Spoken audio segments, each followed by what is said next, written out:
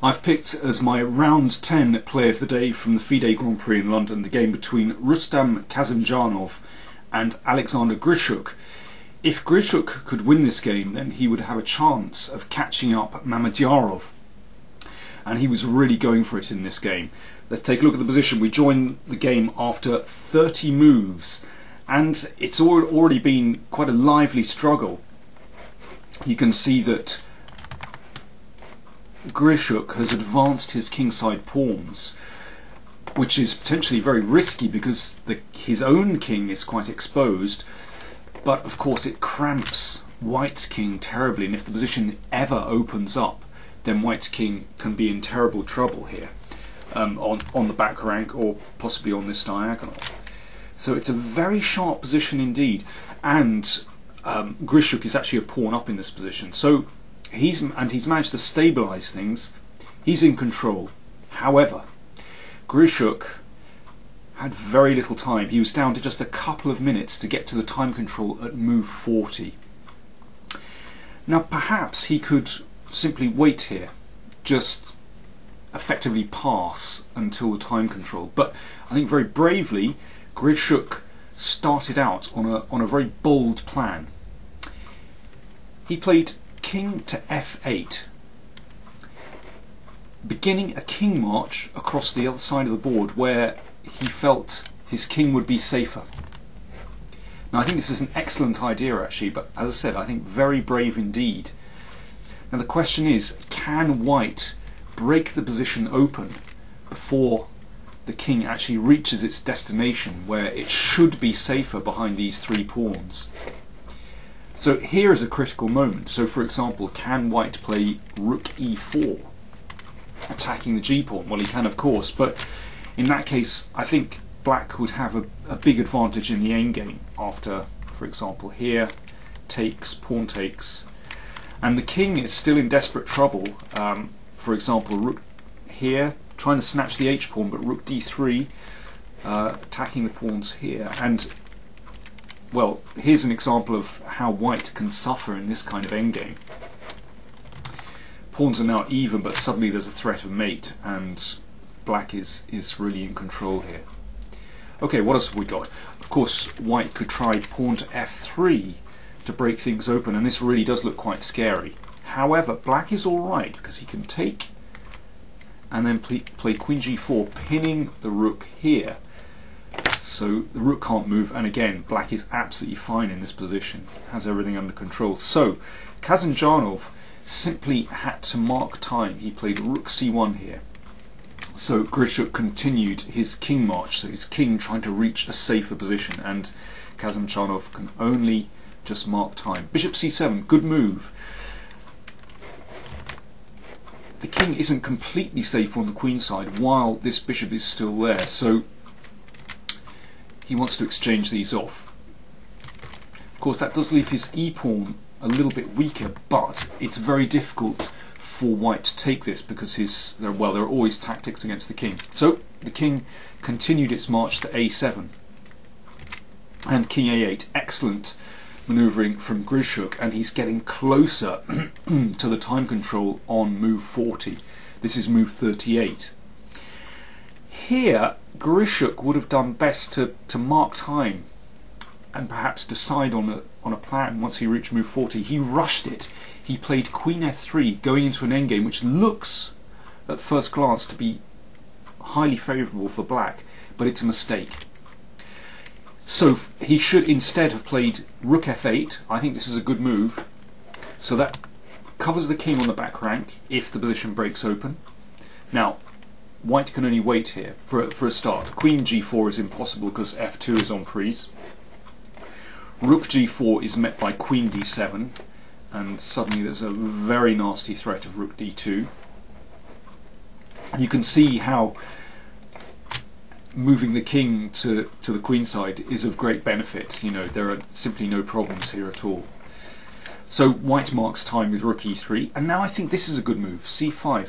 The point is that after this exchange, the rook has more freedom to move here, but also this diagonal opens up, and there are greater possibilities for Black to launch a mating attack.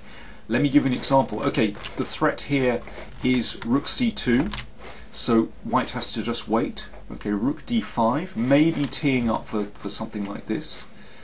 So rook e3, and now rook b5 is actually a strong move. Perhaps looking to come here, or perhaps wanting to play this move.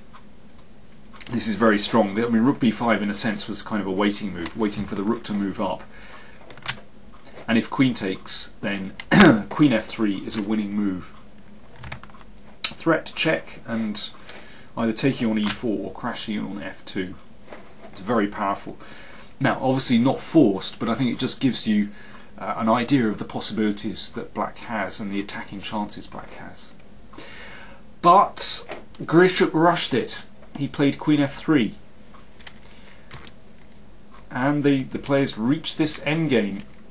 So it's 5 pawns for black against 4 pawns for white. But white is actually doing okay here. Basically because he can set his kingside pawns in motion before black can advance on the queen side. In fact, Kasimdzhanov actually thought he was winning here. I mean, he didn't have time to go into the details of black's defense, but he suddenly realized he had chances to win, and he played rook e4. He could also play rook h4 then, actually, but it seems as though black can draw that. But rook h4 is actually quite interesting. But I think if black is very bold here and plays b5, we were analysing this after the game, and this is actually a suggestion of Luke McShane, and I think this is who was spectating there, and I think this is an excellent idea.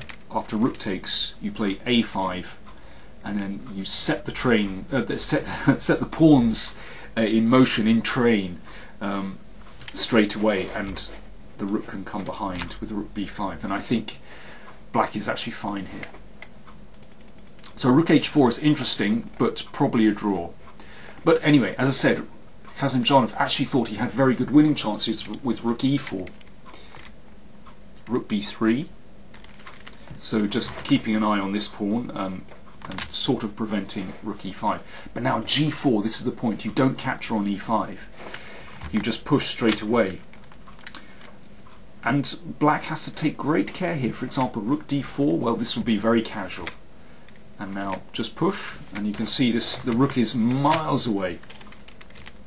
Here rook d1, and well, white should be winning this position, for example here, and f4, and 2 connected pass pawns, and these are going nowhere. Grischuk played rook d2, and Kasimdzhanov thought that after g5 he might have been winning. So the idea is to play the rook behind the pawn, and then the g pawn is really turbocharged. So rook f3 from Grischuk, obviously threatening something disastrous on f2, so rook back, forced if white wants to play for a win. And now Kasimdzhanov was hoping for something like rook takes, and again rook g1, and white has the initiative.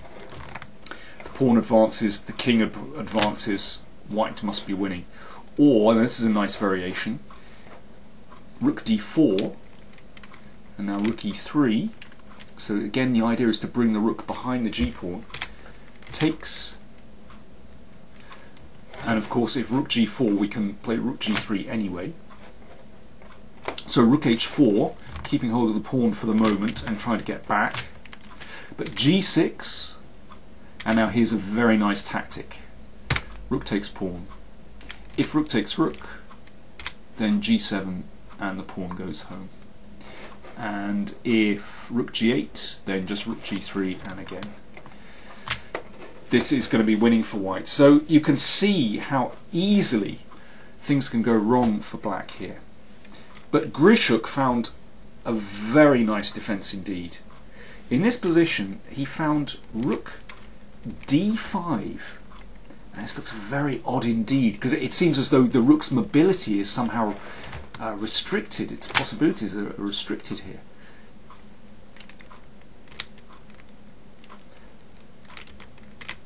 if rook e3, which is a move you'd like to play, again with this idea of trying to get the rook to g3, then black plays e4, excellent move.